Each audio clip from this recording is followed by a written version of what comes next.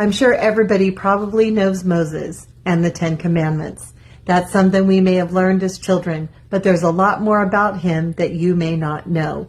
Today is day 7 of the Hot Takes on Hebrews. We're going through chapter by chapter, and I'm showing you what I'm learning and how we can apply it to our life. So while Moses was a very important character in the Bible, and a very real character that did a lot of good and accomplished a lot of things, remember that Jesus and God are still superior to these folks that were in the Bible. So Moses wrote the first 5 books of the Bible called the Pentateuch. He led the Israelites out of bondage from Egypt, and he gave us God's laws, which were the 10 Commandments. And those are the moral law that God still wants us to follow today. Now, Moses was human. Jesus was also human, but he was God in flesh. And Christ led us out of sin's slavery. Moses prepared the way for the Messiah. And then because with the Old Testament, I want to tell you also that what I learned was that a lot of people, they know about the Old Testament and just focus so much on everything in the Old Testament. The Old Testament takes you through a whole series of stories of all of the people and the characters, and really it was all meant to show you the coming of the Messiah. And then in the New Testament is a fulfillment of the Old Testament.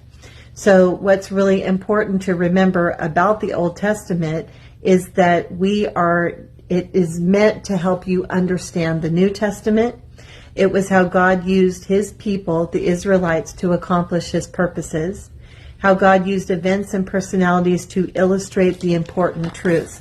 So when you go through and you study all the books of the Bible in the Old Testament, you'll see all of these stories of Abraham and Isaac and Jacob and Joseph and Moses and Noah and Job and all of these people that in each of their lives, he used their lives to tell us something that we need to know about our life.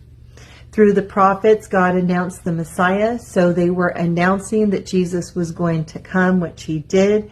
And through a system of sacrifices, God prepared the people for the Messiah's work. So, of course, they had to sacrifice to atone for their sin, but Jesus ended up being the ultimate sacrifice for our sin. He paid for our sins, past, present, and future.